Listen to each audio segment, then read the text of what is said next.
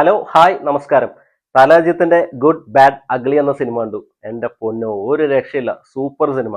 നിങ്ങളൊരു തലാജിത്ത് ഫാനാണെങ്കിൽ ഒരിക്കലും ഈ സിനിമ മിസ് ചെയ്യരുത്. അതും തിയേറ്ററിൽ ഒരു പാക്ഡ് തിയേറ്ററിൽ ഫാൻസിന്റെ കൂടെ ഇരുന്ന് ഈ സിനിമ കണ്ടു കഴിഞ്ഞ് കഴിഞ്ഞാൽ രോമാഞ്ചത്തിനൊന്നും ഒരു പരിധി ഉണ്ടാവില്ല. ഒരു ഗംഭീര കഥയോ തിരക്കഥയോ ഒന്നും പ്രതീക്ഷിച്ച് ഈ സിനിമക്കാരും പോണ്ട. ഇത് അങ്ങനത്തെ ഒരു സിനിമയല്ല, പക്ക കൊമേഴ്ഷ്യൽ പടം. വളരെ ചെറിയൊരു സ്റ്റോറി ലൈനാണ് ഈ സിനിമക്കുള്ളത്. പക്ഷെ അത് പ്രസന്റ് ചെയ്തേക്കുന്ന അടിപൊളിയായിട്ടാണ്. അജിത്തിന്റെ ഈ സിനിമയിലെ സ്ക്രീൻ പ്രസൻസും പുള്ളിനെ പ്രസന്റ് ചെയ്തേക്കുന്ന രീതിയും ഒരു രക്ഷയില്ല. കൈയടിച്ച് ഊപ്പാടുമെന്ന് തന്നെ പറയാം. അജിത്തിനെ കാണിക്കുന്ന ഓരോ സീനും നമ്മൾ ഇൻട്രൊഡക്ഷനിൽ ഒരു നായകനെ എങ്ങനെ കാണിക്കുന്നു അതുപോലെ ഓരോ സീനിലും പുള്ളിയുടെ ഇൻട്രോ എന്ന് തന്നെ പറയാം. അങ്ങനെ സ്റ്റൈലിഷ് ആയിട്ടാണ് പുള്ളിനെ പ്രസന്റ് ചെയ്തേക്കുന്ന ഒരു രക്ഷയില്ലാത്ത ലുക്കായിരുന്നു. ഇതുവരെ കരിയറിൽ അജിത്ത് ചെയ്തേക്കുന്ന എല്ലാ സിനിമകളുടെ റെഫറൻസിന്റെ ഈ പടത്തിൽ റെഫറൻസിന്റെ ഏറും കളിയാണ്. ഒരു രക്ഷയില്ല. അതും ഡയലോഗ്സ് ആയിട്ടുണ്ട്, പാട്ടുകൾ വരുന്നുണ്ട്, എന്തൊക്കെ റെഫറൻസ് കൊടുക്കാൻ പറ്റുമോ ഒരു സിനിമയിൽ അതെല്ലാം കൊടുത്തിട്ടുണ്ട്. പക്ഷെ അതൊന്നും അങ്ങനെ ഓവറായിട്ട് നമുക്ക് തോന്നില്ല. കറക്റ്റ് മീറ്ററിലാണ് അത് ചെയ്തേക്കുന്നത്. അജിത്തിന് ഒരു കംപ്ലീറ്റ് ട്രിബ്യൂട്ട് എന്ന് തന്നെ പറയാം ഈ സിനിമ.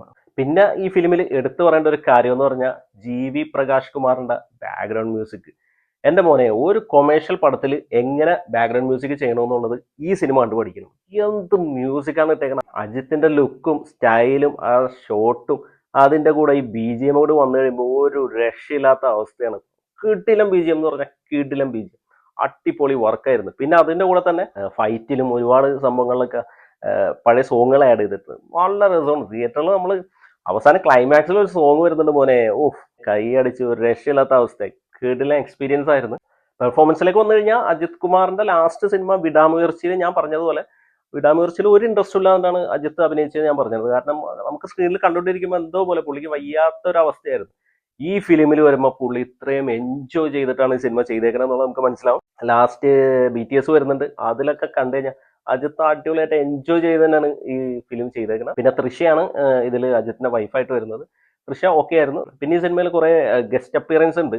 സിമ്രാൻ വരുന്നുണ്ട്. സിമ്രാന്റെ സീനൊക്കെ അടിപൊളിയായിരുന്നു. സിമ്രാനും നമ്മുടെ അജിത്തുമായിട്ടുള്ള ഒരു സംഭവങ്ങളൊക്കെ ഉണ്ട്, അതൊക്കെ നല്ല രസമുണ്ടായിരുന്നു. പിന്നെ പ്രിയ പ്രകാശ് വാര്യർ ഉണ്ട്, പുള്ളിക്കാരത്തിനും അത്യാവശ്യം നല്ല സീനുകളൊക്കെ ഉണ്ടായിരുന്നു. പിന്നെ നമ്മുടെ ഷൈൻ ടോം ചാക്കോ വരുന്നുണ്ട് ഒരു ഗസ്റ്റ് റോളിൽ, ഒരു മാസ് സീനായിരുന്നു സംഭവം, അതും ഓക്കെ ആയിരുന്നു. അങ്ങനെ കുറെ താരങ്ങളുണ്ട്. പിന്നെ പ്രഭു ഉണ്ട്, പ്രസന്ന ഉണ്ട്, ഉഷാ ഉതുപ്പ്, കിങ്സ്ലി, അങ്ങനെ ഒരുപാട് സ്റ്റാർസ് ഉണ്ട് ഈ ഫിലിമിൽ. പക്ഷെ എടുത്തു പറയേണ്ട ഒരു സൂപ്പർ പെർഫോമൻസ് എന്ന് പറഞ്ഞാൽ അർജുൻ ദാസിന്റെ ആണ്. അർജുൻ ദാസ് ആണ് ഈ ഫിലിമിൽ വില്ലൻ. ഓ, പുള്ളിയുടെ സൗണ്ട് ബാസ്, ഇതിൽ അജിത്ത് തന്നെ പറയുന്നുണ്ട് വാ മാമ എന്ന സൗണ്ട്. അതുപോലെ പുള്ളിയുടെ പെർഫോമൻസ് ഓക്കെ ആയിരുന്നു, നല്ല രസമുണ്ടായിരുന്നു. കട്ട വില്ലൻ, അജിത്തിന് വേണ്ടിയുള്ള ഒരു കട്ട വില്ലനായിട്ട് പുള്ളി നല്ല പെർഫോമൻസ് തന്നെയായിരുന്നു. അങ്ങനെ ആകെ മൊത്തത്തിൽ പറഞ്ഞു കഴിഞ്ഞാൽ നിങ്ങളൊരു അജിത് ഫാൻ ആണെങ്കിൽ ഒന്നും നോക്കണ്ട, നേരെ ടിക്കറ്റ് എടുത്തോ സിനിമക്ക്. നിങ്ങൾക്ക് അടിപൊളി ഒരു തിയേറ്റർ എക്സ്പീരിയൻസ് ആയിരിക്കും കിട്ടാൻ പോകുന്ന ഒരു പക്ക ഫാൻ ബോയ് സംഭവം എന്ന് തന്നെ ഈ സിനിമ നമുക്ക് പറയാം.